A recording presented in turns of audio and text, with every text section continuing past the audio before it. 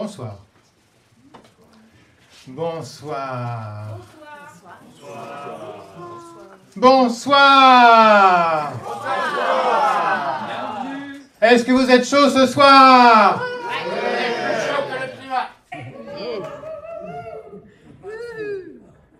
Très bien. Alors, bienvenue dans la conférence gesticulée Le monde de Bisounours.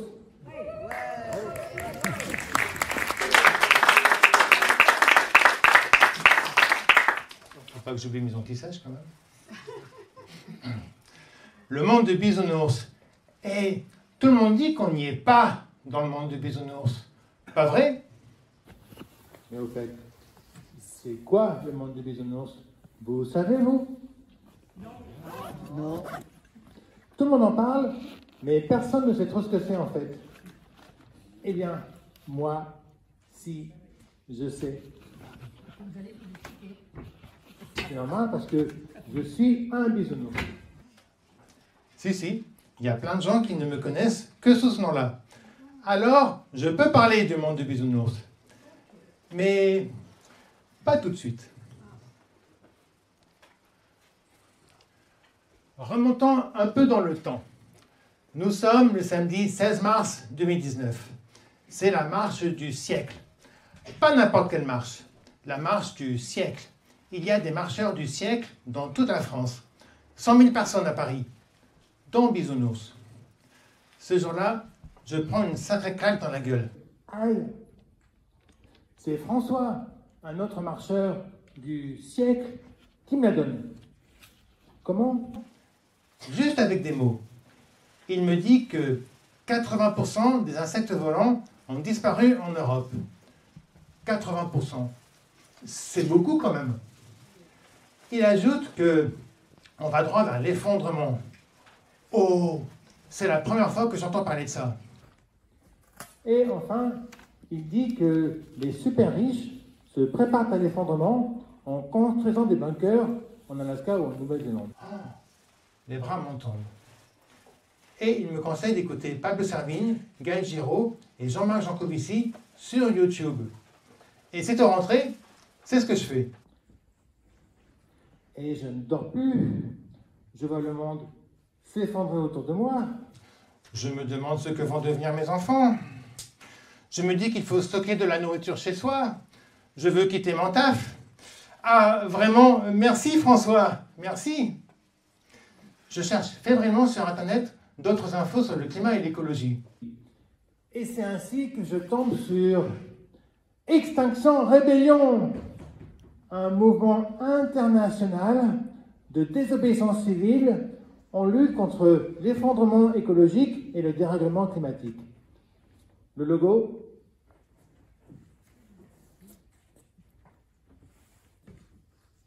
c'est la planète et un sablier parce que le temps est compté.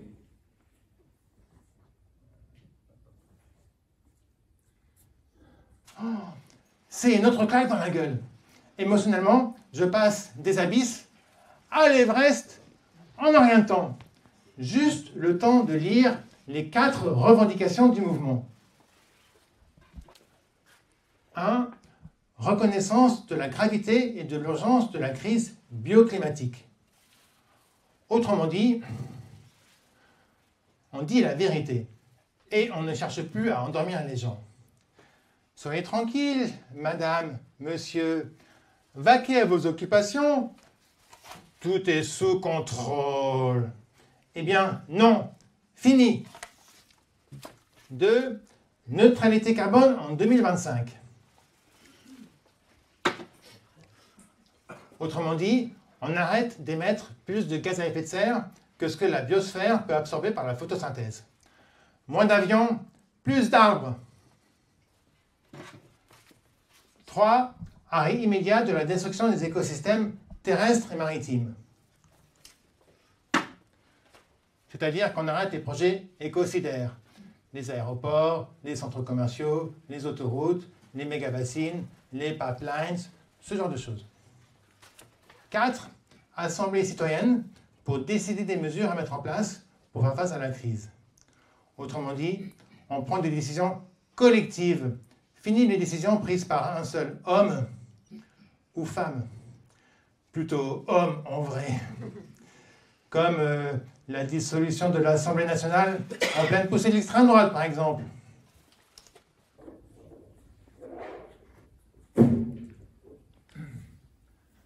Revenons sur un point. Ça veut dire quoi, la neutralité carbone?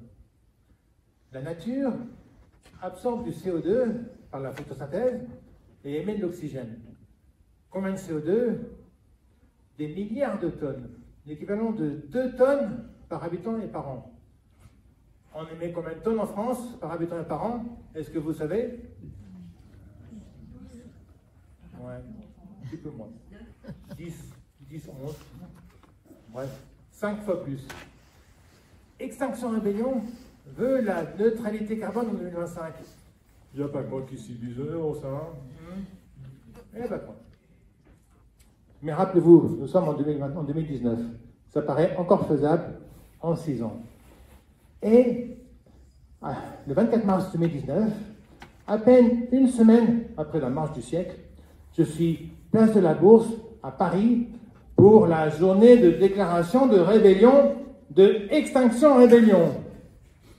C'est chouette. Il y a plein de monde. Des gens qui ont compris l'urgence, comme moi. Je me sens moins seul et ça fait beaucoup de bien. Il y a mon fils aussi. Un jeune homme de 1m95, presque 20 ans. Mais lui est là pour me surveiller en fait. Tout le monde est inquiet dans la famille à cause de moi. Bon, il y a de quoi faut dire, car je suis diagnostiqué bipolaire par un psychiatre et schizophrène par Pierre Desproges. Il a dit quoi, Pierre Desproges? Il a dit ceci: si vous parlez à Dieu, vous êtes croyant. S'il vous répond, vous êtes schizophrène. Moi, j'ai une variante. Dieu ne me répond pas? Non. Mais parfois, je vois des signes. Et pour moi, Dieu, c'est une déesse. C'est Pachamama, la terre-mère. Je suis donc bipolaire et schizophrène. Ce que j'appelle un Everest émotionnel, les psychiatres appellent ça un épisode maniaque, une bouffée délirante. Je dors très peu et ne suis pas fatigué. Au contraire, je suis en pleine forme et je peux commettre des folies. Me jeter par la fenêtre, par exemple. Comme en 2016, 13 côtes cassées. Inquiet, mes vieux parents viennent même de Bordeaux voir si tout va bien. Je rassure tout le monde, tant bien que mal. Et le lendemain, je vais à une réunion Extinction Rebellion où je projette un blocage du RER avec d'autres rebelles. J'ai même déjà écrit le tract qui va avec. Des rebelles, c'est comme ça qu'on s'appelle entre membres de Extinction Rebellion. Et Extinction Rebellion, c'est XR en cours. XR. Oublions un peu le fond de l'affaire et jetons un coup d'œil à la forme. Comment se passe une réunion XR? D'abord, nous prenons nos précautions. Les téléphones portables sont éteints et rangés dans une boîte. On peut comploter à l'abri des oreilles indiscrètes. Ensuite, j'observe que je suis au-dessus de l'âge moyen. Et pas qu'un peu. Je pourrais être le père de beaucoup de rebelles. Enfin, je suis fasciné par les gestes de facilitation que les rebelles respectent scrupuleusement. On va les faire ensemble. Essayez de deviner ce que ça veut dire. Plus fort. Parlez plus fort. On est d'accord. On n'est pas d'accord. Voilà une idée géniale. Pour prendre la parole. Le deuxième qui prend la Ça, parole. c'est si on est deuxième sur le tour de parole. Troisième. On répond tout de suite. C'est pour répondre du tac au tac en coupant le tour de parole. Point technique, par exemple, où sont les toilettes? À ce sujet, je pensais que les toilettes sont derrière. Hein.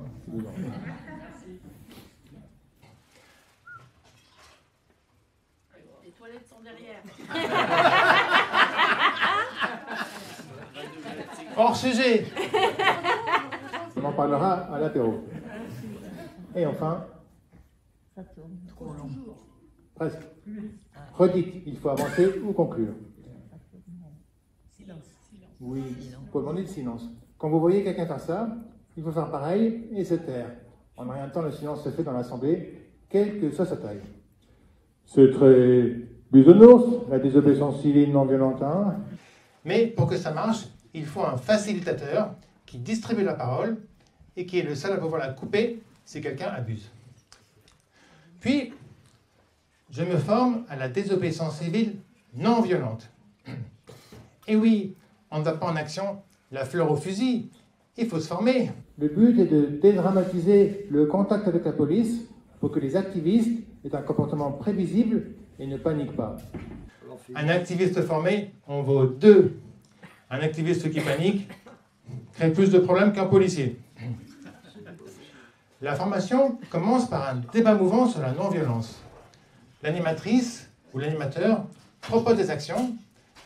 Et les activistes se mettent à un coin de la salle s'ils trouvent que l'action est non violente, ou à l'opposé s'ils trouvent que l'action est violente. On va le faire ensemble. Mais ne bougez pas. C'est moi qui vais bouger en fonction de vos réponses. Si vous trouvez qu'une action est non violente, alors applaudissez. Allez-y pour voir. Pas mal. Si vous trouvez qu'une action est violente, alors ne faites rien. Facile, non? Attention, voilà la première action. S'introduire dans un terrain privé et couper du maïs OGM à visage découvert. Si vous le trouvez ça. Non violent. Ok, attention, ça se corse là. Empêcher des employés de Total d'aller travailler en s'asseyant en tailleur devant les portiques d'entrée.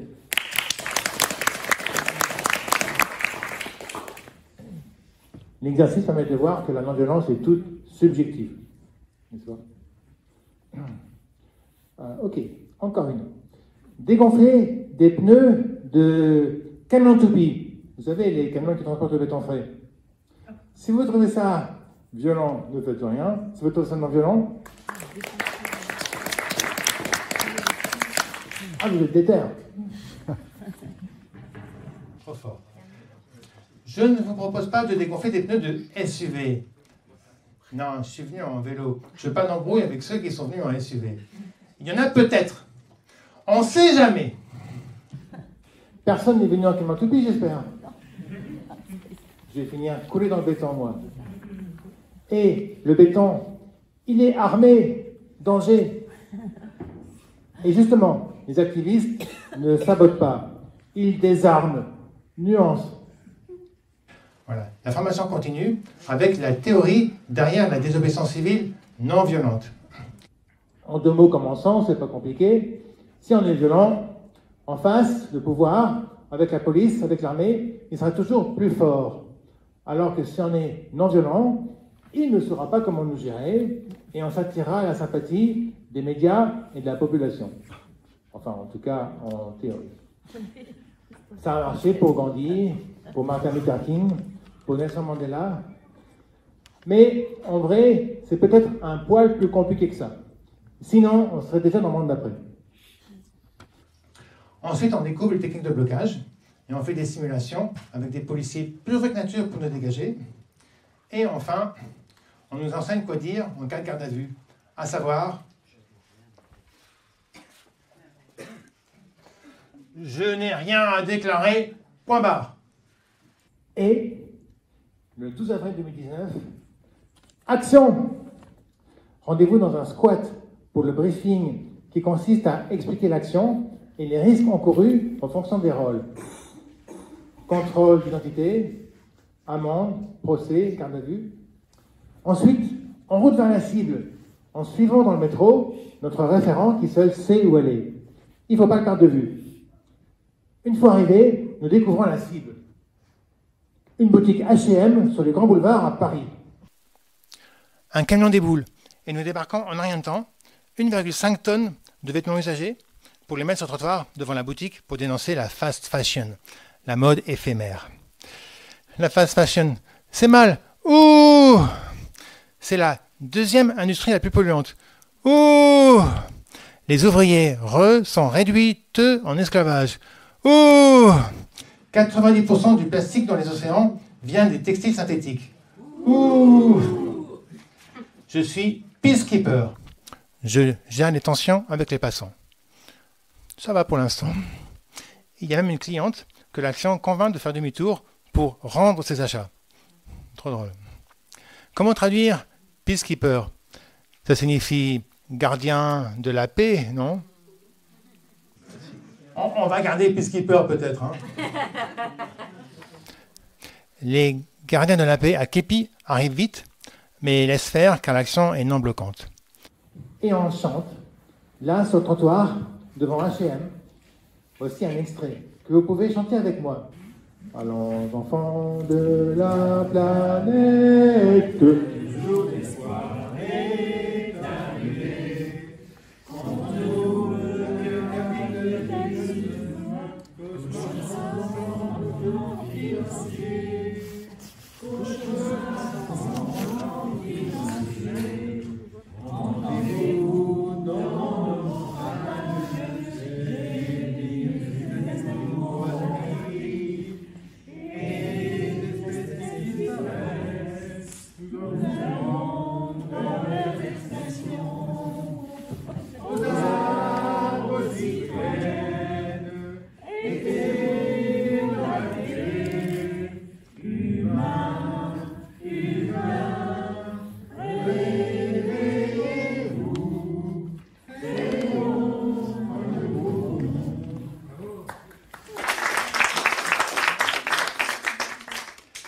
Des passants nous écoutent.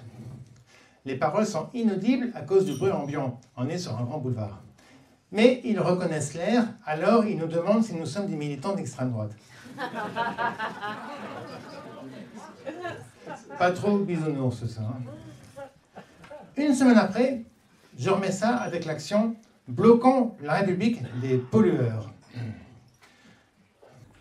Après un réveil à Potrominé et des Russes de Sioux, nous débarquons à la Défense et investissons la tour Total. Nous sommes en tout 2000 activistes et 4 tours sont bloquées.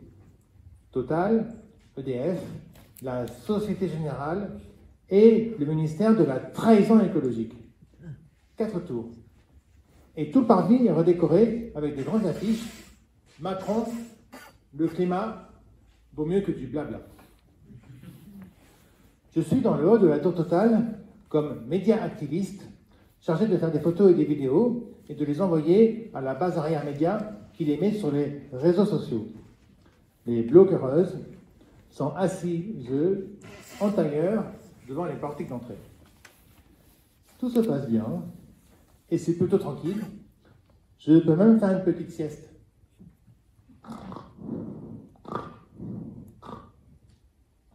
Les nounours, ça aime bien faire la sieste.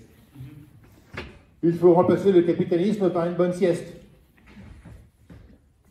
Mais pas question d'aller aux toilettes. Nous avons des couches pour tenir toute la journée. Et c'est long en effet. Alors on chante. Voici une chanson qui était faite par Camille, une bloqueuse. Elle s'intitule « Bloquant ». Vous pouvez chanter avec moi. À tous les activistes qui bloquent, ne désespérez pas, ensemble on tiendra, le message que l'on passe, l'histoire reviendra. Ne désespérez pas, ensemble on tiendra, le message que l'on passe, l'histoire reviendra.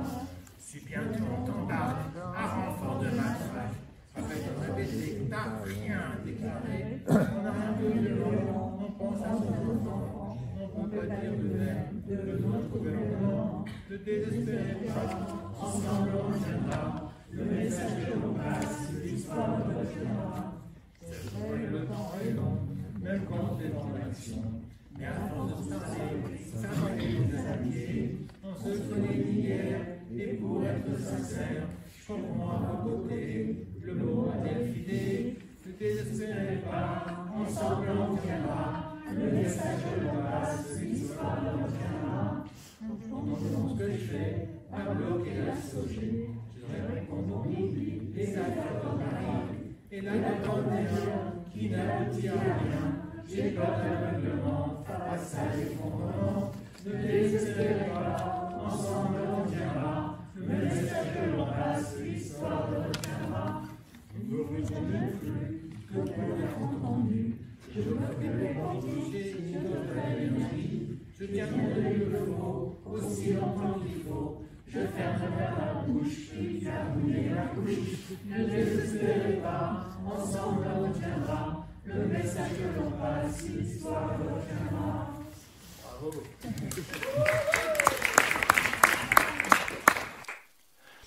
Qui connaît le sens du mot adelphité? Ah. C'est ça, c'est sororité et fraternité en même temps. Liberté, égalité, adelphité. 10 heures après le début du blocage, la police intervient. Mais pas question de sortir par nos propres moyens. Nous sommes évacués une par une, un par un, manu militari. C'est la première fois de ma vie. Mais ça va, pas de bobo. Je suis lâché de pas trop haut et la couche a monté le choc. Ça va. Le 24 mai 2019 est mon dernier jour au taf. Le matin, je quitte avec soulagement un emploi dans la conduite autonome et l'après-midi, je suis à une manifestation climat. C'est un soulagement car la conduite autonome est un concept écocidaire. Ouais, les bagnoles qui roulent toutes seules, non, c'est pas bon pour la planète.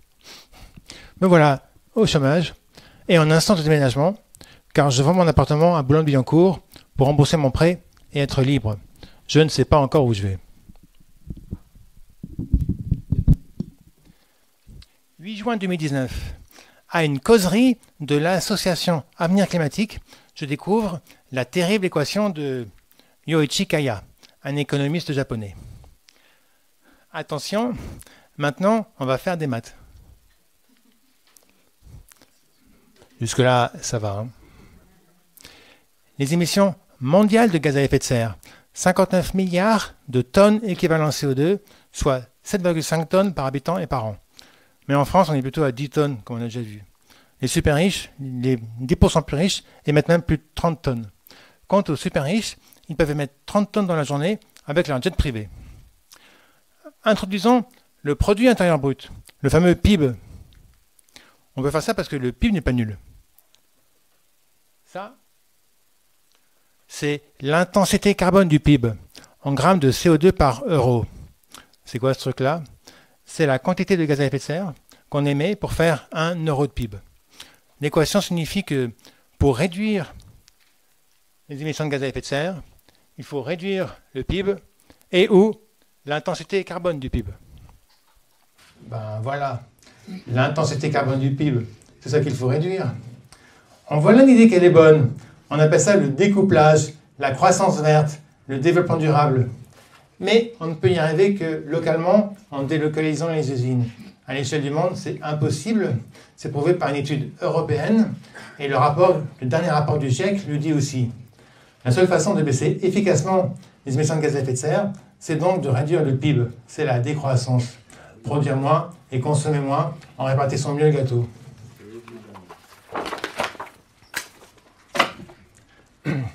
Et il n'y a pas que moi qui dis ça. Oui, des décroissants, il y en a plein. Et il y a l'astrophysicien Aurélien Barraud aussi. Il a dit, la décroissance, je l'appelle de mes voeux. Elle ne doit pas faire peur. Le PIB, on s'en fiche complètement. Ce n'est pas ça qui est important dans nos vies. Et il y a aussi la jeune et courageuse militante suédoise Greta Thunberg. Elle a dit, the only sensible thing to do is pull the emergency brake. C'est-à-dire, la seule chose raisonnable à faire est d'actionner le freinage d'urgence. Et il y a un freinage d'urgence. Ah oui, c'est la décroissance, sortir de la roue de hamster, de la production et de la consommation. De combien doit-on réduire le PIB? 5%? 10%? Des chiffres qui feraient bémir n'importe quel ministre de l'économie. Mais il prête à rire. La neutralité carbone, c'est 2 tonnes par habitant et par an, et on est à 7,5. On doit donc diviser par presque 4, moins 70%. C'est ça l'ordre de grandeur. Mais la décroissance, c'est pas triste, vous savez. La décroissance, si vous voulez, C'est aller en Italie par le train de nuit pour 2 semaines de vacances, plutôt que d'aller à Rome en avion pour un week-end. C'est ça la décroissance. C'est pas triste. Il est temps de passer du PIB au BIB, le bonheur intérieur brut, comme au Bhoutan, ce petit pays de l'Himalaya. Revenons à nos bisounours. 28 juin 2019, c'est l'action sur le pont. Il fait chaud ce jour-là. C'est pas encore les JO, mais on bat déjà les records avec 46 degrés dans l'Hérault. 46 degrés. Mais à Paris, il était juste 40 degrés. J'avais un costume de circonstance. J'avais vraiment ça. Hein.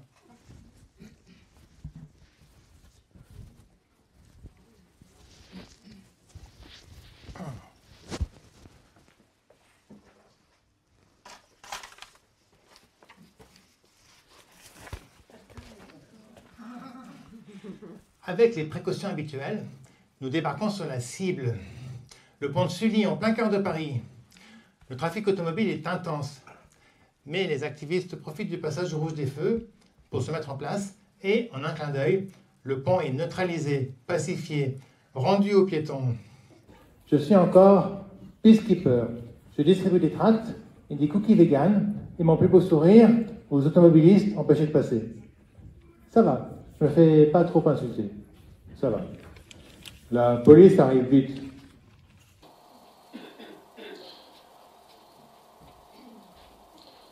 Je tente de leur donner mes cookies vegan. Derrière moi, les bloquereuses resserrent les rangs pour se préparer à l'assaut des CRS. Les bloquereuses assises, eux, en tailleur. Je me joins à elles et eux. Ah, c'est plus de mon âge, ces conneries. Qui veut le faire avec moi? Ça reste 4 fois rien. On peut perdre son téléphone, ou ses lunettes, ou se faire gazer, ou se faire traîner sur le macadam. 4 fois rien, non. Qui veut le faire avec moi? Allez, elle est tout seule. Mais regardez, il est tout seul. Trop cool.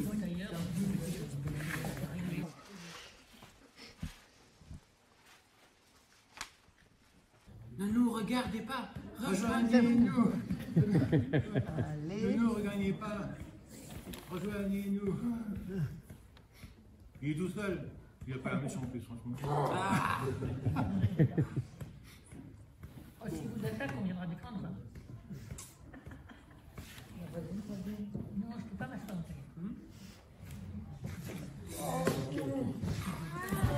Ça commence pas non plus. Et normalement, il y a les sommations d'abord.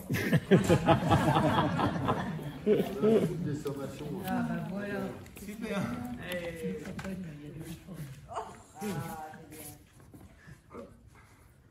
Première sommation, veuillez regagner le trottoir, sinon nous allons faire usage de la force. Que la force soit avec nous, les bloquereuses. Ah, ils sont plus en fait. C'était un piège. Ouais, à Paris, il y a toujours plus de flics que des manifestants. Non.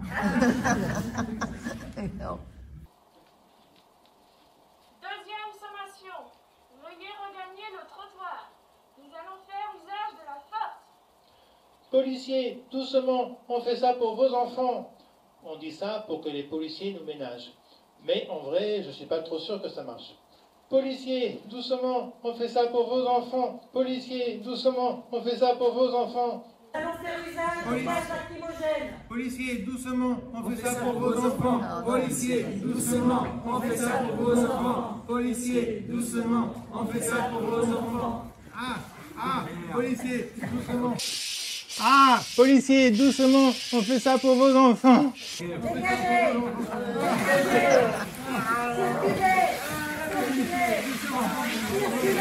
Circulez.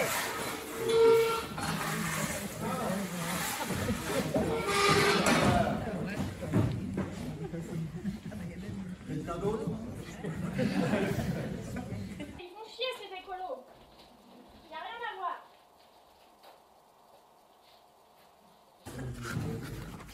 Ça s'est passé à peu près comme ça, sauf qu'il faisait 40 degrés et avec des vrais gaz lacrymogènes. Moi, avec mon chapeau, j'étais trop bien protégé. Mais les autres bloqueurs en ont pris plein les yeux. Et en moins d'une heure, l'action a été pliée et nous naissons sur le trottoir.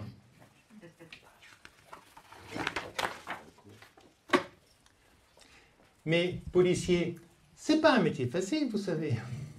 Ce jour-là, l'un d'eux fait un malaise. Eh oui, rappelez-vous, il fait 40 degrés et l'air est irrespirable pour tout le monde à cause des gaz.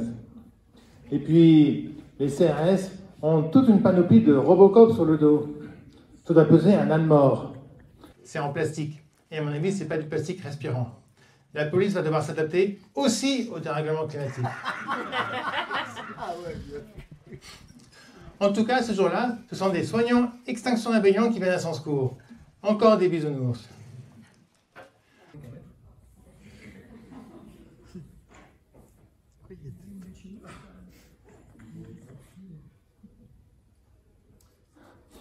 Je ne fais pas que des actions de désobéissance civile non violente. Non, j'anime aussi des fresques du climat, un atelier ludique et pédagogique pour comprendre le climat en tant que système avec les causes et les conséquences de son dérèglement. Si vous voulez comprendre les rapports de l'ONU sur le climat sans lire 3000 pages, une seule adresse, la fresque du climat. Vous saurez l'essentiel en 3 heures et vous vous amuserez. Vous pourrez même faire des jolis dessins. Après les vaches qui rient, voici les vaches qui rôdent du méthane. 21 août 2019.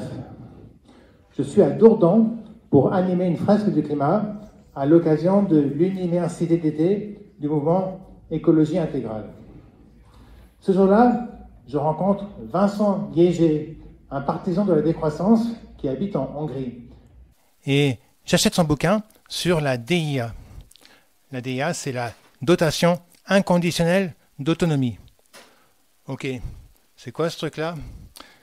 C'est un revenu universel pour améliorer le sort des chômeuses et des SDF, et aussi, et surtout, pour que celles et ceux qui ont un emploi puissent travailler moins, tout simplement. Eh oui, c'est pas con ça. C'est bon pour le climat de travailler moins. Travailler combien moins? Le livre ne le dit pas, mais je le découvrirai plus tard. Et la DIA, c'est aussi la tarification progressive. Si tu consommes peu, tu payes 0, que dalle, ma cash. Si tu consommes beaucoup, tu payes une blinde. Et c'est comme ça pour tous les besoins de base. Par exemple, pour l'eau, les premiers mètres cubes sont gratuits. Pour le logement, les premiers mètres carrés sont gratuits. Combien de mètres cubes, combien de mètres carrés, ça se décide collectivement. Ce serait pas chouette, ça? J'anime aussi des conférences Extinction Rebellion. On appelle ça les conférences HFX pour Heading for Extinction, c'est-à-dire en route vers l'extinction. C'est pas très gai ces conférences. C'est même carrément sinistre. J'en ai fait une ici en 2019. XR, c'est un truc de prof anglais à la base. Les profs, ça aime bien donner des conférences sérieuses. Moi aussi. Alors j'en donne.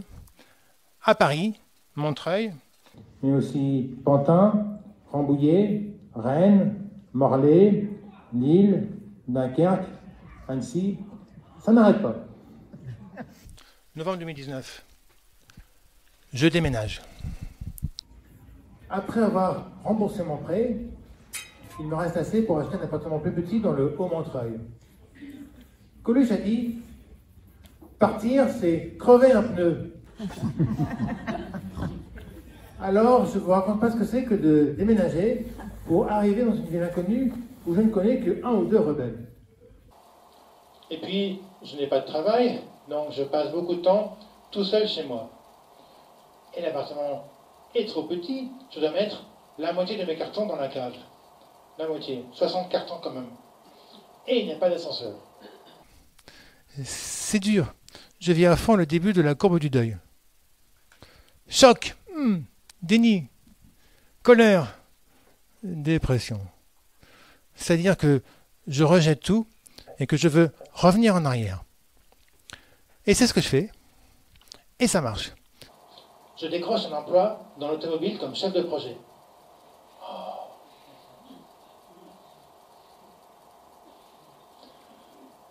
Heureusement, Montreuil, c'est vraiment une ville sympa. Et je parcours la courbe du deuil avec une fusée au cul. Je renonce donc rapidement au poste et juge avec sévérité mon accès de faiblesse. Comment pouvais-je envisager de revenir dans l'automobile après une telle prise de conscience? En effet, à peine 2 mois après mon arrivée, je rencontre une bisounours, Brigitte, la cofondatrice de la pêche monnaie locale. J'en ai une ici. Une belle idée pour lutter contre la spéculation et l'évasion fiscale et pour favoriser le tissu local. Je savais que la pêche monnaie locale était née à Montreuil et c'était une de mes raisons pour m'y installer. Il se passe des choses là-bas. Et je deviens membre de l'épicerie coopérative La Caravane. Le principe d'une épicerie coopérative est simple. Tu peux y faire tes courses si tu y travailles gratuitement 3 heures par mois. Ah, 3 heures, ça va, hein. En plus, déballer des palettes, tenir la caisse, faire l'inventaire, ça change du quotidien. Mais ce n'est pas du bénévolat, c'est du travail non marchand, qui est récompensé par l'appartenance à la communauté et la possibilité d'acheter des produits de qualité moins chers.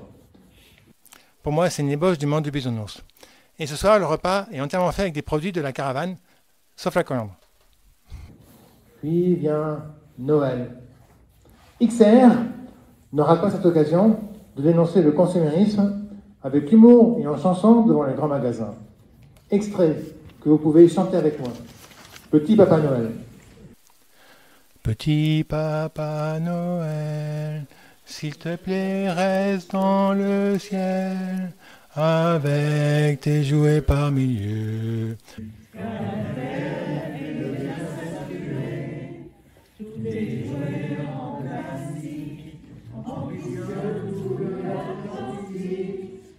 Et le ventre des poissons, faut stopper toute cette pollution.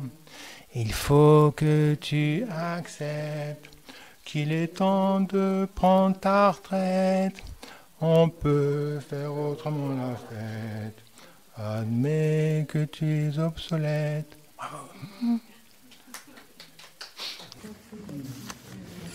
Peu après, Vincent Liéger, le décroissant qui habite en Hongrie, est de passage à Paris. Alors j'en profite pour organiser une conférence sur la décroissance. C'est l'occasion de citer les différents locataires de l'Élysée. Vous savez, les présidents de la République. 1977, Valéry Giscard d'Estaing. Le progrès, c'est d'abord la croissance. 20 ans plus tard, Jacques Chirac. La croissance, ce n'est pas un mythe. La croissance, il ne faut pas l'attendre, il faut la faire, elle est entre les mains de chacun d'entre nous. Ouhou. Et en 2011, Nicolas Sarkozy. Il faut qu'on libère les forces de croissance. Et l'année suivante, son remplaçant François Hollande en met une couche. Nous avons une obligation qui est de relever très rapidement les taux de croissance. Et enfin, en 2019, l'actuel méprisant de la République, nous devons œuvrer pour avoir plus de croissance. La croissance, ce n'est plus une obsession, c'est carrément une religion. Justement, début 2020, je découvre l'église de la très simple consommation. Au nom du PS, du fric et du saint crédit, amen tomblé le doigt du capital. Son slogan, travaille, obéis, consomme. Et son hymne que vous pouvez chanter avec moi, la Marseillaise. Allons, clients consuméristes, le jour de paye est arrivé. Le nombre crie, crédit à la consommation. Crédit à la consommation. C'est le travail qui nous libère. Nous sommes libres de consommer.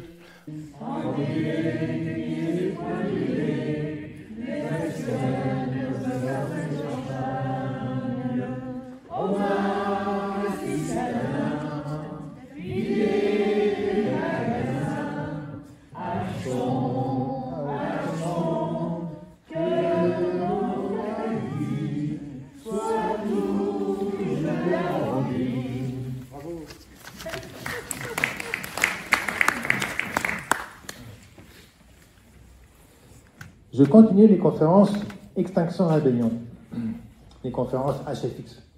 Un constat m'interpelle. Les gens qui viennent, ils savent déjà en fait. Ils viennent surtout pour voir qui on est, pour nous rejoindre, ou plus souvent pour se rassurer pour leurs enfants qui veulent nous rejoindre. Et ouais, XR, est-ce que c'est une secte opaque? Le logo est quand même un peu inquiétant. Mais alors, comment toucher les gens qui ne savent pas et qui vont docilement au travail tous les jours sans se douter de rien? Grand, ici présent, un rebelle italien, a une idée. Attachez vos ceintures, nous partons. Mais d'abord, je dois faire une petite transformation.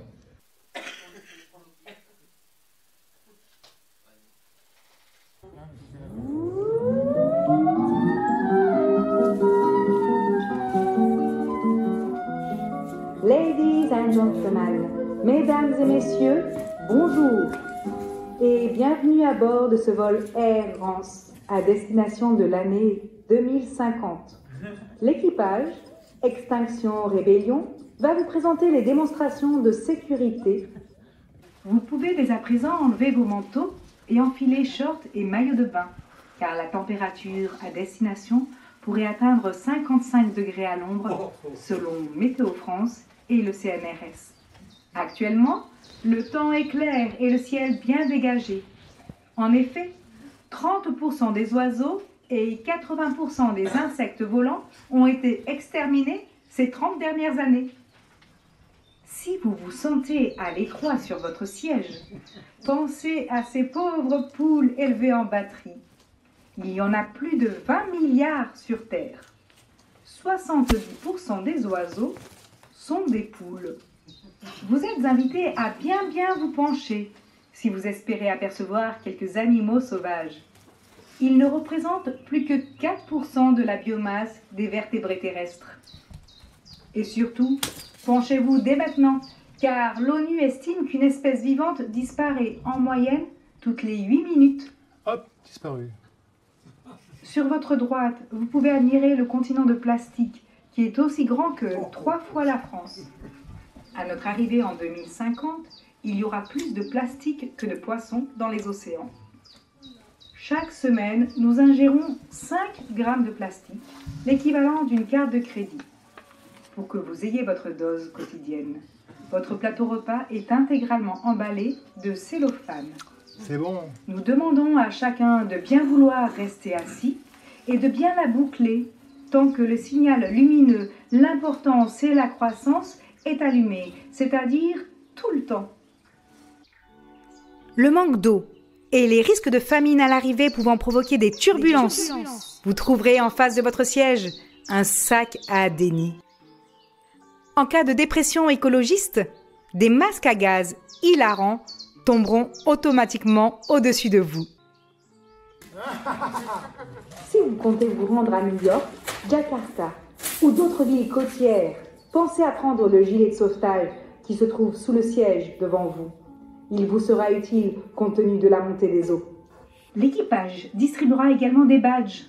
C'est pas moi, c'est les Chinois, même s'ils consomment 2 fois moins que moi. En cas de crash de notre système, rappelez-vous que l'évacuation se fera par où vous pourrez et dans le plus grand désordre. Commencez à y réfléchir dès maintenant. Il n'y aura malheureusement de parachute que pour les 1% voyageant en première qui ont eu les moyens de se payer un bunker en Alaska ou en Nouvelle-Zélande. Rappelez-vous qu'il est toujours temps de prendre les commandes pour atterrir en douceur, comme l'ont fait les passagers Gandhi et Martin Luther King avant nous. Les solutions sont en nous. N'hésitez pas à consulter la notice de sécurité remise par notre équipage qui va passer maintenant parmi vous.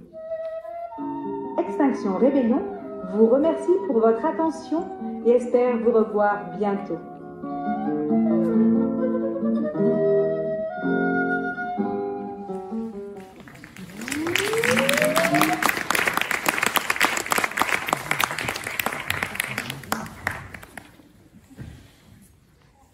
Vous avez aimé? Bon, attendez. On appelle ça le sketch holo. Pour ouvrant les oreilles. On l'a fait un paquet de fois dans le métro, mais aussi devant l'Arche de la Défense. Et ça marche.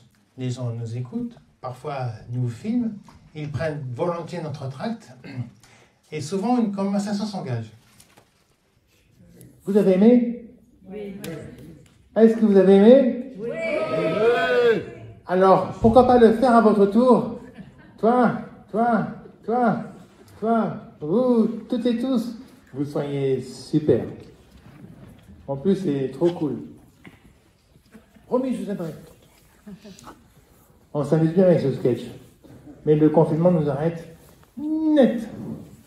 La Covid-19 met une chape de plomb sur la rébellion. Le temps suspend son vol.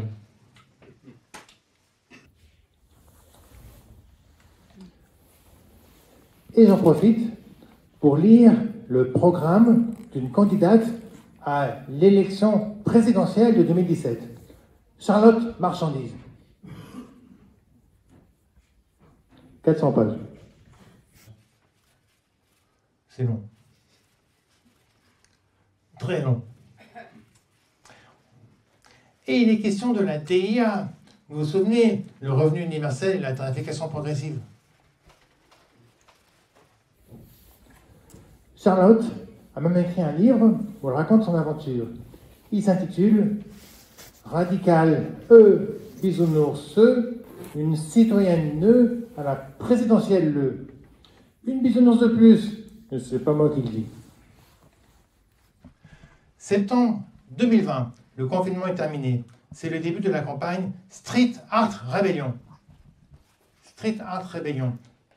70 affiches trop belles, créées par des street artistes pour illustrer la rébellion. Voici ma préférée.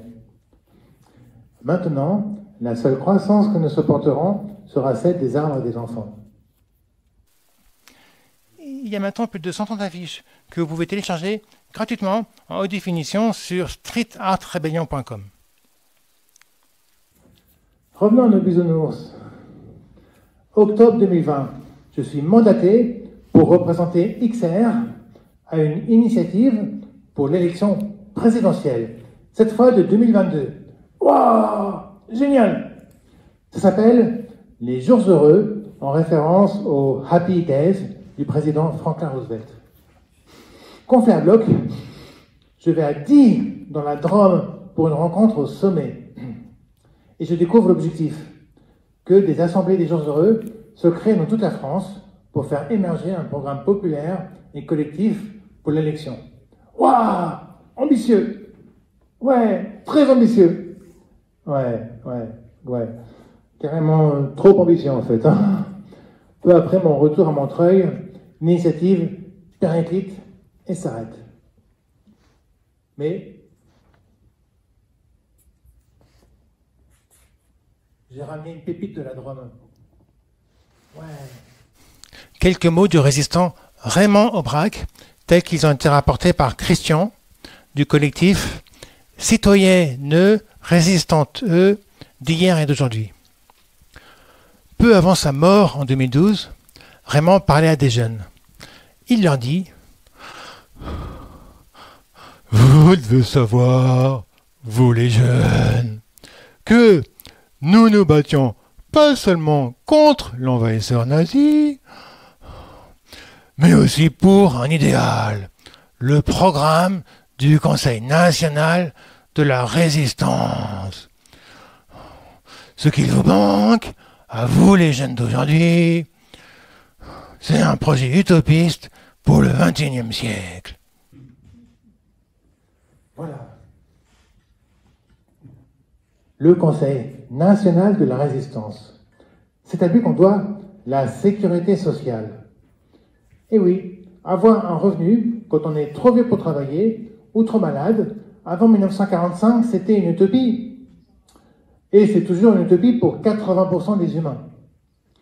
Mais en France, c'est la réalité. Et ces mots de Raymond Braque ne tombent pas dans l'oreille d'un sourd. Je traduis ça par ce qu'il vous manque. C'est un projet utopiste pour le XXIe siècle, le monde de Bisounours. C'est quoi le monde de Bisounours? On va y venir, mais pas encore. Décembre 2020. Je découvre sur Internet la notion d'hégémonie du capitalisme au sens de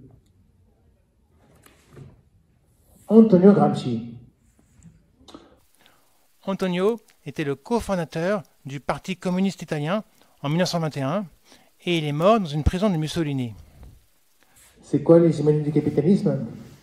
Pour Antonio, c'est l'addition de la capacité à contraindre par la police et par l'armée et de la capacité à convaincre en faisant entrer des idées dans le sens commun. Le sens commun, c'est l'ensemble des évidences que l'on ne questionne pas. Ça ne tombe pas dans l'œil d'un aveugle. Vous voulez des exemples d'évidences que l'on ne questionne pas? Est-ce que vous en voulez? Oui. Très bien. Vous allez être mis à contribution. Hein. Tout travail mérite salaire. Le travail, c'est la santé. L'oisiveté est mère de tous les vices. Il n'y a que des sottes gens. Il n'y a pas de sots.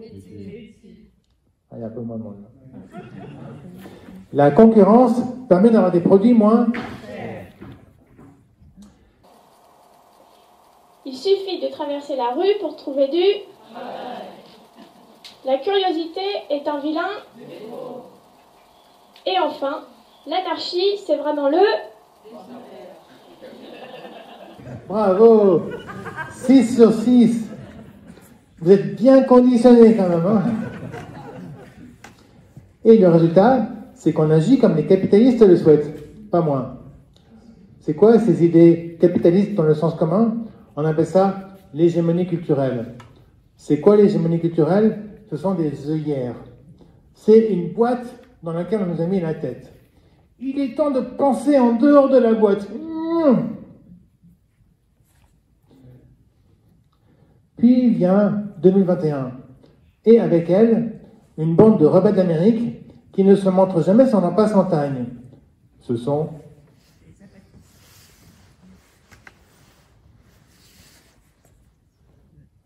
les zapatistes.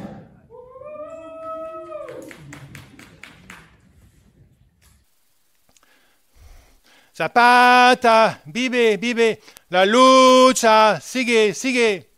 Ça veut dire Zapata vit, la lutte continue. Les zapatistes veulent être à Madrid le 13 août 2021 pour marquer le 500e anniversaire de la chute de l'Empire aztèque face aux troupes espagnoles. Le message est « No nos conquistaron, seguimos en resistencia y rebeldia », c'est-à-dire « Ils ne nous ont pas conquis, nous sommes toujours en résistance et en rébellion ». C'est le début d'une tournée mondiale qui commence par l'Europe, que les zapatistes renomment « Sumilcasxemcop », la terre insoumise. Sumilcasxemcop. Cette tournée, c'est une invasion. Mais pas n'importe quelle invasion. C'est une invasion consensuelle. Hola, compañeras, compañeros, compañeras de Sumilcasxemcop. Vous êtes d'accord? Nous envahir vous? Oui, bienvenue les zapatistes. Hola, buena. Vous pas bouger. Nous venir pronto. Et 150 zapatistes viennent. C'est El viaje por la vida, le voyage pour la vie. Mais avant, je me documente et je découvre que là-bas, au Chiapas, Mexique, les élus, les profs, les médecins, les juges et celles et ceux qui travaillent dans les coopératives sont payés 0. Mais tout ce qui est produit est partagé entre toutes et tous. Oh, les zapatistes ont évacué l'argent d'une partie de leur économie. Et il y a toujours de l'argent, mais qui sert le moins possible pour payer ce que les zapatistes ne produisent pas localement. Pour les zapatistes, le capitalisme, c'est un mur. On peut le repeindre en rose, on peut le repeindre en vert, ça reste un mur. Les zapatistes ont ouvert une brèche dans le mur. Il n'y a pas d'alternative au capitalisme. Eh bien, si, et les zapatistes le prouvent depuis 30 ans. Ce sont des bisounours masqués, en fait. Et je découvre plus fort encore. La première délégation vient en bateau, 5 semaines de traversée. Si on leur interdit de débarquer à cause du Covid ou d'un problème de visa, alors ils déploieront une grande banderole devant leur bateau avec juste un seul mot. Despertad. Ça veut dire réveillez-vous. Oh! Les zapatistes ne disent pas rebellez-vous, comme nous avec 500 rébellions, mais juste réveillez-vous. Et c'est pas rien de la part d'un peuple qui a fait une révolution armée en 94. 150 morts quand même. Mais non, réveillez-vous, c'est tout. Tout cela me passionne. Et ça m'inspire un texte que j'intitule bien sûr Despertad. Juste 4 pages. Je parle des zapatistes, de Gramsci, de Aubrac, mais aussi de Bookchin, de Gandhi et même de Étienne de la Boétie. Et je m'investis à fond dans leur accueil, les zapatistes. Et c'est ainsi que je rencontre des irréductibles Gaulois, les gilets jaunes de Montreuil. On est là, même si Macron le veut pas, nous on est là, pour l'honneur des travailleurs et pour un monde meilleur, même si Macron le veut pas, nous on est là. Bravo. Vous connaissez la variante écolo? On est là, même si Macron le veut pas, nous on est là. Pour la nature on se bat et on baissera pas les bras, parce que la nature c'est nous, oui on est là.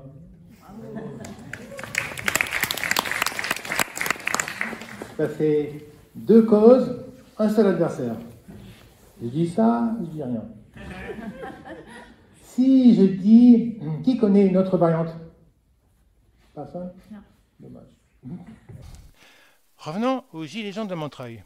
Je les aide à organiser la rencontre avec les zapatistes et aussi 2 événements autour du 150e anniversaire de la Commune de Paris. Gros changement d'ambiance par rapport à XR. Cette fois, je suis un des plus jeunes. Et les gestes de facilitation ne sont pas utilisés. Non, les gilets jaunes préfèrent se couper la parole à tout va. C'est une autre culture. Et elles et ils ont leur cantine le mercredi à l'Aérie, un lieu trop cool à Montreuil. J'y mange souvent et j'y cuisine parfois. C'est une cantine à prix libre. Encore un truc de bisounours. Si un jour on me demande ce que je préfère entre XR et les gilets jaunes, je répondrai ceci. Et toi, qu'est-ce que tu préfères entre ta jambe gauche et ta jambe droite? Un beau jour de mai 2021, alors que je fais la plonge à la cantine des Gilets jaunes, j'ai un déclic en parlant avec Giorgio. Je sais pour qui voter et pour qui faire campagne en 2022. Un homme politique qui a dit « La guerre, faut pas s'y fier. »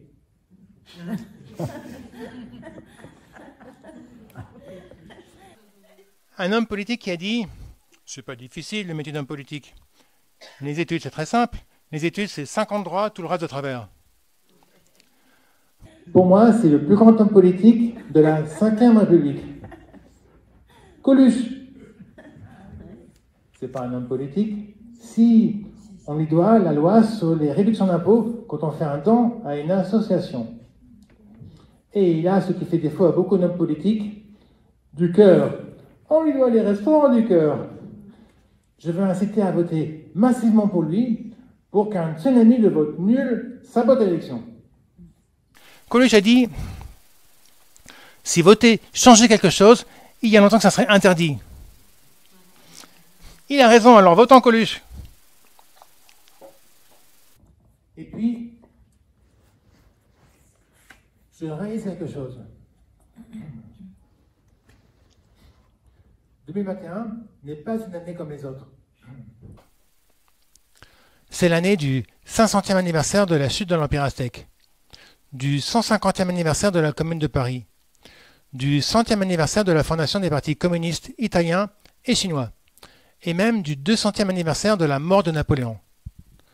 500, 150, 100, 200, 500, 150, 100, 200.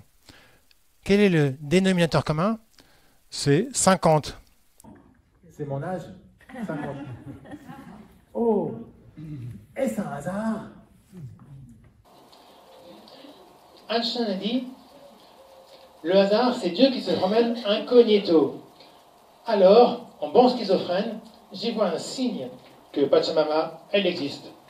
Et elle attend quelque chose de moi. Oh, mais quoi? En attendant de trouver, les idées fusent et d'Espartade, mon texte, grossit. Ce texte devient tout un livre. Un livre qui parle de tout. Et tout signifie tout, comme disent les zapatistes. Et il y a plein de belles illustrations. Mais ce n'est pas mon livre, non. Je suis juste celui qui a la machine à écrire. C'est son livre, le livre de Pachamama.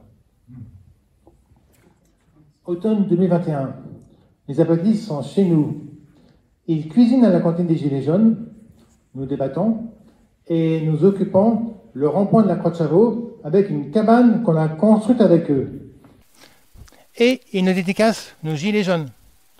Sur le mien est écrit en espagnol. L'arme puissante est la résistance et la rébellion, la présence et les mots. Se battre pour l'humanité et le droit d'exister avec démocratie, justice et liberté.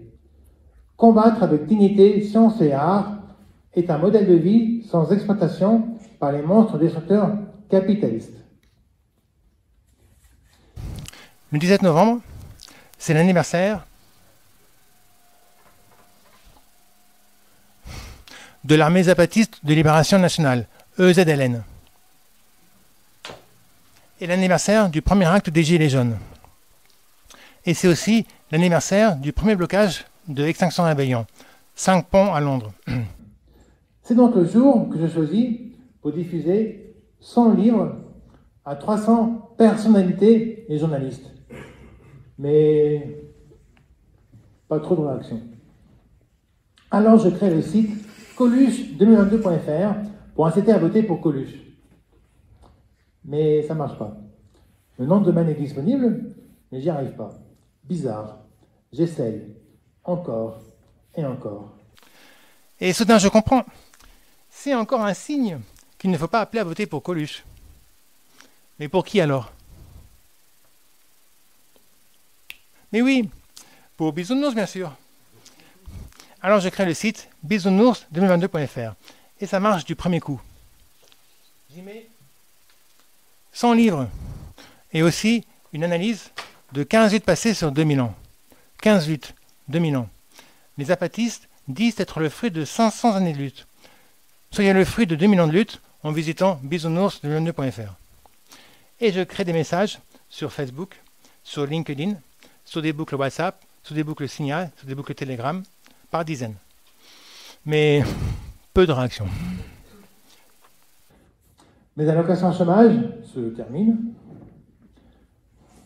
Mes économies commencent à fondre comme la banquise sous l'effet du réchauffement climatique. La récréation est terminée. Il va falloir faire quelque chose. Je tente une reconversion avec une formation. Ça m'occupe à temps plein. Le temps passe. L'élection arrive. J'ai échoué à inciter à voter pour Bisounours. Lors du premier tour, j'ai une pensée pour ce rêve d'un tsunami de vote nul. Et voici mon bulletin de vote. Tous eux ensemble pour leur foutre au cul. Le soir, les résultats tombent. Le premier arrivé a eu un peu moins de 10 millions de voix. Les abstentionnistes sont 14 millions. Les votes blancs et nuls sont plus de 3 millions. 14 plus 3 égale 17. Vous imaginez si on avait eu 17 millions de votes Coluche ou Bisounours? Le deuxième tour, le 24 avril. Entre les deux, il y a une belle action Extinction Rébellion qui s'intitule « L'inévitable rébellion » et qui bloque le carrefour Strasbourg-Saint-Denis à Paris. C'est incroyable. À la place des voitures, des bottes de paille, des gens qui méditent, des gens qui chantent, des assemblées citoyennes, un grand drapeau XR sur la porte Saint-Denis. C'est un truc de ouf. Entre les deux, il y a aussi la Semaine Sainte, la Pâque juive, et nous sommes en plein Ramadan. Et il n'en faut pas plus pour que j'ai des signes plein la tête. Je rentre dans une phase maniaque aiguë. Je dors très peu et travaille comme un fou sur un nouveau texte. Un discours pour inciter à voter pour Bisounours. J'y crois encore. Je veux jouer le tout pour le tout. Le 23 avril, veille du second tour, je m'en vais prononcer mon discours devant l'hôtel de ville de Paris. Pour être écouté, je commence par bloquer la rue de Rivoli avec ma voiture devant le BHV. J'ai appelé plein de monde à me rejoindre, mais personne n'est venu. Mais je ne suis pas seul. Avec moi, il y a Lily, mon chat, dans son sac à chat.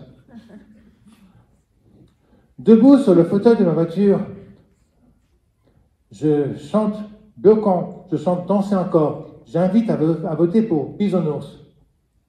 C'est là qu'il faut que je vous dise que ma voiture, c'est un cabriolet. Le toit est rangé dans le coffre. Debout sur le fauteuil conducteur, je domine la situation. Et je suis visible de loin. Nous tenons près d'une heure, Lily et moi. Et puis, la police nous évacue Manu Militari. Pour Lily, c'est la première fois. Pour moi, c'est la 10e. Et je me retrouve en garde à vue, et Lily à la fourrière. Pauvre chat. Dans la nuit, on me transfère dans un hôpital psychiatrique. Mais comment ils m'ont reconnu?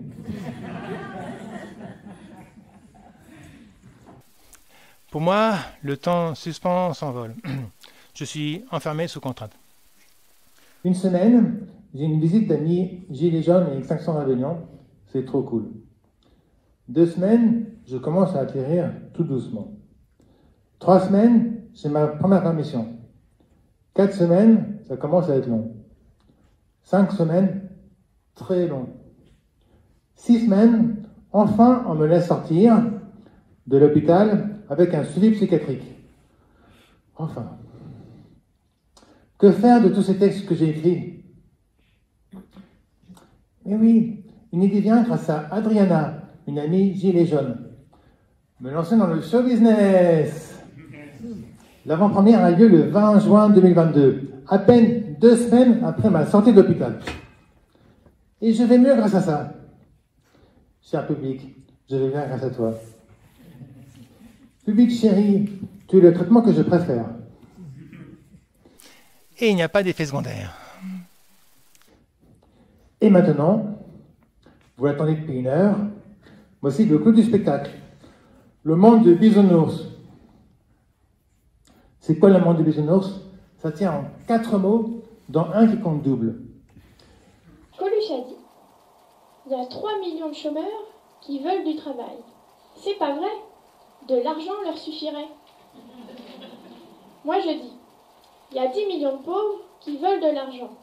C'est pas vrai. De la gratuité leur suffirait. Le premier mot, c'est donc gratuité. Gratuité. Le pognon de dingue de demain, c'est 0, c'est la gratuité. Le deuxième mot est donné par un autre ours. Il en faut peu pour être heureux, vraiment très peu pour être heureux. Chassez de votre esprit tous vos soucis. Prenez la vie du bon côté, riez, sautez, dansez, chantez, et vous serez un ours très bien léché. Jean-Jacques Rousseau, il pense comme Balou. Il a dit, les vrais besoins n'ont jamais d'excès. Alors le deuxième mot, c'est sobriété. Avec le premier mot, ça donne la gratuité des vrais besoins en quantité sobre mais suffisante. Eau, alimentation, logement, vêtements, énergie, communication, transport, culture, santé, éducation. Le troisième mot est donné par le poète Khalil Gibran. Il a dit « L'échange peut conduire certains à l'avidité et d'autres à la famine si il n'est fait avec amour et bienveillance. » Le troisième mot, c'est donc amour. Amour, Ou au moins bienveillance. bienveillance. Le quatrième mot, celui qui compte double, c'est le mot participation. Participation. Participation à quoi? Au bien commun, c'est-à-dire travail. Combien de temps par semaine? 35 heures? 32 heures? Non. En 1930, l'économiste britannique John Maynard Keynes avait prédit qu'en l'an 2000, on travaillerait seulement 15 heures par semaine grâce au gain de productivité. 15 heures par semaine. Et en 1930, John était loin d'imaginer tout ce que le progrès allait apporter. Pensez donc, en 1930, il fallait 4 jours pour aller en Amérique depuis Cherbourg. Pas de traitement de texte, on écrivait sur du papier. Les copier-coller se faisaient avec de la colle et des ciseaux. Pas de télévision, le cinéma est en noir et blanc. Le premier film parlant venait de sortir. Alors qu'aujourd'hui, avec un téléphone, j'ai une encyclopédie dans la poche. Je peux faire des visioconférences avec la Nouvelle-Zélande. Je peux regarder dans les toilettes des vidéos intelligentes ou complètement idiotes. Je peux traduire des centaines de langues. Je peux même reconnaître des plantes. Et tout ça pour pas un rond. Et tout ça n'importe où il y a du réseau. Non, John ne pouvait pas imaginer tout ça. Alors on peut travailler moins encore. On travaille combien de temps dans le monde de Bisounours? 10 heures par semaine. 10 heures. Et la retraite à 50 ans. Fini les longues journées à engraisser les 1% les plus riches. À nous les longs week-ends de 5 jours pour prendre soin des enfants, des vieux, des animaux, voir ses amis, des expos, apprendre une langue ou des langues, lire, jardiner ou simplement ne rien faire. Contempler la création. Dans cette liste à l'après-vert, pour moi le plus important, c'est d'apprendre des langues. Notre cerveau est fait pour parler au moins 10 langues. Je le sais parce que j'ai un ami qui parle 11 langues. Vous imaginez si on parlait toutes et tous 10 langues? Je suis sûr qu'il y aurait beaucoup moins de guerres. Parce que quand on parle une langue, on connaît la culture. Et quand on connaît la culture, on l'aime. Et quand on aime, on n'envahit pas. Parlons toutes et tous 10 langues. Et puis, 10 langues, c'est pas tant que ça en fait. Vous savez combien il y a de langues dans le monde? Près de 7000. 7000. Alors 10 langues, c'est pas tant que ça en fait. À l'école, moins de maths, plus de langues. Travaillons donc 10 heures par semaine. Mais attention, il ne s'agit pas de 10 heures à faire des PowerPoint en télétravail ou à remplir des fichiers Excel.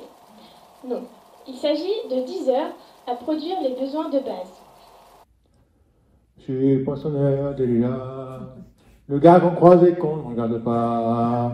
Il n'y a pas de soleil sous la terre, drôle de croisière. Pareil qu'il n'y a pas de sommetier, moi je fais des trous dans des billets. Poinçonner des billets, c'est un besoin de base ça? Non. Alors sortons Gainsbourg de son trou et envoyons-le planter des patates et des oignons ou cuisiner dans une cantine 10 heures par semaine. Il y trouvera du soleil et du sens. En tout cas, j'en ai trouvé moi. Le temps c'est de l'argent, alors prends-le. Travaillez moins pour vivre plus. Vivre plus. Travaillez moins pour polluer moins. Polluer moins. Travaillez moins pour travailler toutes et tous. Toutes et tous. Travaillez moins pour participer aux affaires publiques. Oui, démocratie directe. C'est ça aussi la participation. C'est pour ça que le mot compte double. Qu'est-ce que c'est qu'une démocratie représentative? C'est une question. Je vais vous dire ce que c'est, moi. C'est un oxymore, ça n'existe pas. On n'est pas en démocratie. Il n'y a qu'à voir ce qui s'est passé avec la 69, avec la loi du plomb, avec la réforme des retraites. On n'est pas en démocratie, on est dans un régime représentatif. Et il est temps de passer à la seule vraie démocratie, la démocratie directe. Est-ce qu'on est prêt pour la démocratie directe? Oui. Ouais, ça se discute. La bonne question est de quand date notre régime représentatif avec ses 577 députés et ses 348 sénateurs? Ça date de quand ce truc-là? Ouais, plus vieux que ça. Ça a commencé avec la Révolution. À l'époque, moins de 40% des Françaises et des Français savaient lire et écrire et en communiquer à la vitesse du cheval au galop. Alors qu'aujourd'hui, plus de 99,9% des Françaises et des Français savent lire et écrire et on communique gratuitement et instantanément avec la Nouvelle-Zélande. Alors, je ne sais pas si on est prêt pour la démocratie directe, mais assurément, on est prêt pour quelque chose de beaucoup plus représentatif et démocratique que ce foutu vieux régime représentatif. Le RIC, par exemple, le référendum d'initiative citoyenne. Et maintenant, le résumé. La gratuité des vrais besoins en quantité sobre mais suffisante, la participation au bien commun, 10 heures par semaine, jusqu'à 50 ans,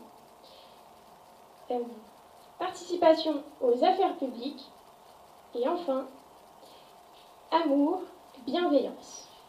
C'est ça le monde de Bisounours. Dans ce monde, on est assuré d'avoir tous les jours notre pain quotidien. Tous les jours. Et ça change tout, ça, les popettes. Plus de peur de manquer de rien. Plus besoin de penser à demain. On peut vivre au jour le jour. Ça veut dire quoi? Ça veut dire qu'on peut danser tout l'été, comme la cigale, et même toute l'année, sans jamais se trouver fort dépourvu. Plus besoin d'accumuler comme la fourmi. N'est-ce pas merveilleux? Ne serait-ce pas merveilleux? Évidemment, c'est pas ce qu'on vit aujourd'hui. La différence entre le monde des bisounours et ce qu'on vit aujourd'hui, vous savez ce que c'est? C'est ce que nous veulent les super riches tous les jours. Tous les jours, Miss Sabor. Tous les jours, Tonnerre de Brest. Mais ça peut changer en remettant en cause le pouvoir de l'argent, qui n'est qu'une convention humaine. C'est quoi l'argent sinon des 0 et des 1 dans un ordinateur? Les banquiers en détruisent et en créent tous les jours en quelques clics. Essayez de faire ça avec les gaz à effet de serre ou avec les pesticides. De plus, l'argent ne sert qu'à spéculer dans 97% des cas. 97%. Sans argent, pas de corruption, pas de spéculation, pas d'évasion fiscale, pas de mercenaires, pas de trafiquants, et surtout, pas de bullshit jobs, les boulots à la con. L'argent, il est urgent d'apprendre à s'en passer. Et ça peut changer aussi, parce que des bisounours, il y en a plein autour de vous, comme on a vu aujourd'hui. Et elles et ils ont un message pour les jeunes d'aujourd'hui. Pom pom pom, pom pom pom. Vous devez savoir, vous les jeunes, que nous nous battions pas seulement contre le capitalisme, mais aussi pour un idéal, le monde des bisounours. Ce que vous avez maintenant, vous les jeunes d'aujourd'hui, c'est un projet utopiste pour le XXIe siècle. Et un beau jour,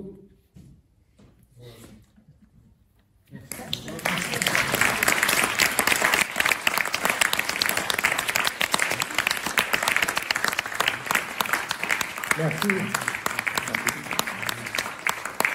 Merci à Lisa, Brigitte, Adriana et Ulysse pour m'avoir aidé à monter ce show.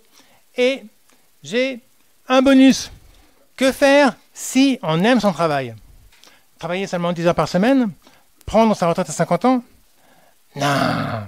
Si ce n'est pas un travail qui détruit la planète, alors on peut faire ce qu'on aime autant qu'on le veut, bien sûr. Car ce n'est plus tout à fait du travail.